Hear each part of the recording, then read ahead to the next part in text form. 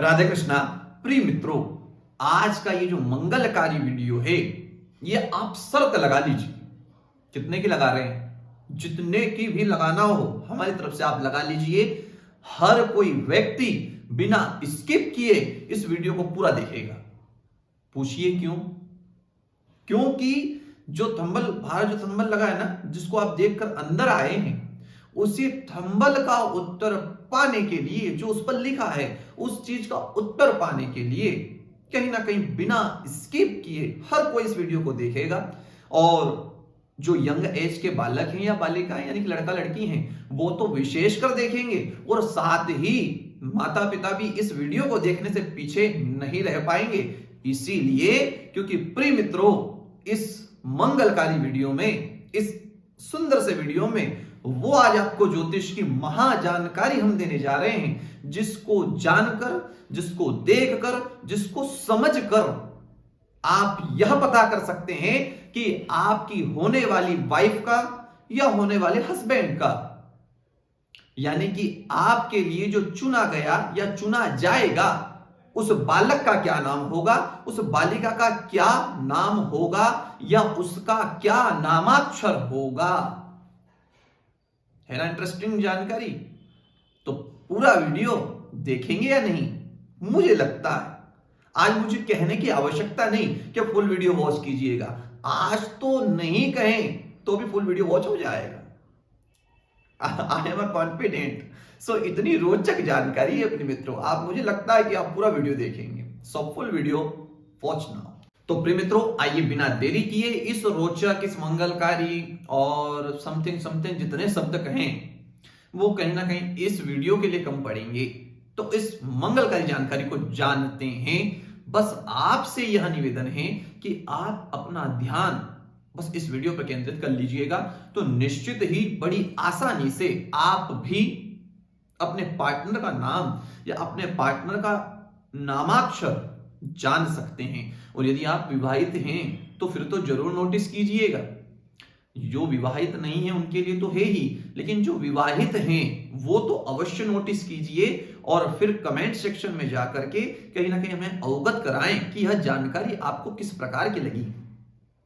प्रिय मित्रों, आपको बड़ी आसानी से समझ में आ जाए इसलिए हम यहां उदाहरण के लिए एक जन्म कुंडली ले रहे हैं, जो कि कन्या लग्न की है एवं कन्या ही इसकी राशि है। यह जन्म कुंडली हम यहां पर आपके समक्ष ले रहे हैं। पूरी जन्म कुंडली का हमें कोई विवरण नहीं करना, हमें जो ध्यान रखना है वो इस पूरी जन्म कुंडली में शुक्र देवता के ऊपर ध्यान रखना है। जन्म कुंडली आप देखिए, जन्म कुंडली ये आपको आपकी कुंडली से मैच करना है। जो भी हम तथ्य यहां पर बता रहे हैं वो आपको आपकी कुंडली पर अजमाना है, और कमेंट सेक्शन में जाकर फिर उस तथ्य को या उस तर्क को आपको लिखना है, सारगर्भित करना है। प्रिय मित्रों, यहां हम शुक्र को देखेंगे। शुक्र इस जन्म कुंडली में अगर देखे जाएं तो पता चलता है कि मेष राशि में जाकर के अष्टम स्थान में बैठे हैं, यानी कि 1 नंबर लिखा है, और ये जन्म कुंडली का अष्टम स्थान जो है, इस अष्टम स्थान में शुक्र देवता बैठे हैं। अब शुक्र देवता से 7 घर हम आगे गिने तो हमें पता चलेगा कि शुक्र की ही तुला राशि हमें दिखाई देगी, जो द्वितीय स्थान है, लग्न के बाद वाला जो स्थान है वहां पर हमें द्वितीय राशि दिखाई देगी। अब प्रिय मित्रों, यहां पर हम द्वितीय राशि यानी कि शुक्र ग्रह को ले रहे हैं, क्योंकि द्वितीय राशि का जो स्वामी, तुला राशि का जो स्वामी वो है शुक्र। अतः हम यहां शुक्र को एक साइड रख रहे हैं। हमें शुक्र यहां से प्राप्त हुआ, अतः शुक्र हम यहां से एक साइड अभी रख दिया। फिर हम जाएंगे नवांश चक्र में। ये लग्न कुंडली है। अब नवांश चक्र, इस जन्म कुंडली का हम देखें तो नवांश चक्र में भाग्य स्थान में शुक्र देवता बैठे हैं। वहां से शुक्र देवता जो देख रहे हैं वो 7वीं दृष्टि से देख रहे हैं अपने तृतीय स्थान को, यानी कि अपना कहना तो गलत होगा, तो यानी कि तृतीय स्थान को देख रहे हैं। अब तृतीय स्थान पर किसकी राशि बनती हुई नजर आ रही है? तो वहां पर हमें प्राप्त हुआ कि वहां पर कन्या, मिथुन राशि बनती हुई नजर आई। अब मिथुन राशि के जो स्वामी है वो है बुध। अतः हम यहां से कौन से एक ग्रह लेंगे? बुध और ले लेंगे। अब हमें टोटल 2 ग्रह प्राप्त हो गए, एक तो बुध प्राप्त हो गया और एक शुक्र प्राप्त हो गया। अब प्रिय मित्रों, हमें क्या करना है वो जानिए।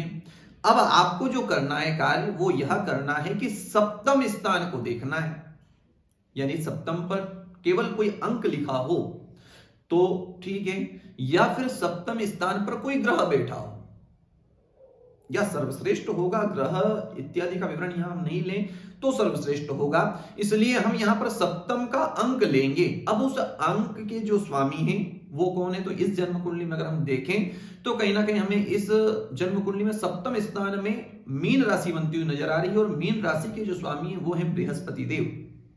कौन है, बृहस्पति देव। बस आपसे निवेदन है, आप ध्यान से सुनिएगा तो समझ में आएगा, क्योंकि ये तथ्य इतना गहन है जिसको बहुत सामान्य शब्दों में हम आपके बीच में रखने का पूर्ण प्रयास कर रहे हैं। अतः आप ध्यान से सुनिएगा तो समझ में आएगा, ध्यान से नहीं सुनेंगे, एक भी लाइन यदि आपने लिसन करने में मिस करी तो कहीं ना कहीं पूरा विषय ही आपके ध्यान से भटक जाएगा। इसलिए यहां हमने कौन सा ग्रह लिया, बृहस्पति। अब आपके पास दो ग्रह पहले से ही हैं, एक तो बुध आपने प्राप्त किया, एक शुक्र आपने प्राप्त किया। अब आप देखिए कि जो आपको सप्तम पति प्राप्त हुए, यानी बृहस्पति जो आपको प्राप्त हुए हैं, उन बृहस्पति के साथ में दोनों ग्रह जो शुक्र और बुध हैं, उन दोनों ग्रह में से किसका तालमेल ठीक है इस जन्म कुंडली में, यानी कि आपकी जन्म कुंडली में किसका तालमेल उचित है, किसका तालमेल अच्छा है। अब यदि हम यहां पर देखेंगे, यहां इस कुंडली में एक अच्छा तथ्य मिला कि हमें मित्रता और क्षमता और शत्रुता तीनों ही प्राप्त दोनों ग्रह से हुई। बृहस्पति की दोनों ग्रह से मित्रता, क्षमता और शत्रुता प्राप्त हो गई।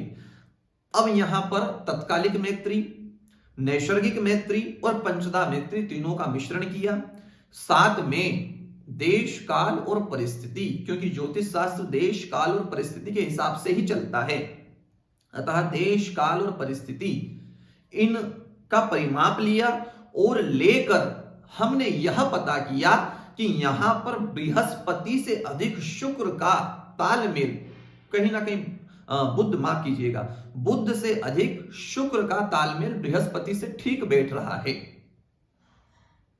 समझ में आया। यहां पर पंचदा मैत्री, नैसर्गिक मैत्री, तत्कालिक मैत्री और देशकाल परिस्थिति, इन सभी तथ्यों को हमने मिलाया, मिश्रण किया और हमने यहां पर परिमाप, क्योंकि हम अगर पंचदा में जाएंगे तो कहीं ना कहीं मित्रता प्राप्त होगी या क्षमता प्राप्त होगी, नैसर्गिक या तत्कालिक में जाएंगे तो कहीं ना कहीं मित्रता, क्षमता या शत्रुता ये सभी प्राप्त हो रहे हैं, दोनों ग्रह के एक साथ ही प्राप्त हो रहे हैं, एक जैसे ही प्राप्त हो रहे हैं। तो फिर हम यहाँ जो सूत्र अपनाएंगे वो है देश काल और परिस्थिति का। तो हम यहाँ देश काल और परिस्थिति के परिमाप से यह पता करते हैं कि शुक्र की मैत्री बृहस्पति से, बुध से ठीक है, यानी कि बुध की मैत्री बृहस्पति से उतनी ठीक नहीं जितनी शुक्र की है। तो अब हमें यहां प्राप्त हो गए शुक्र देवता।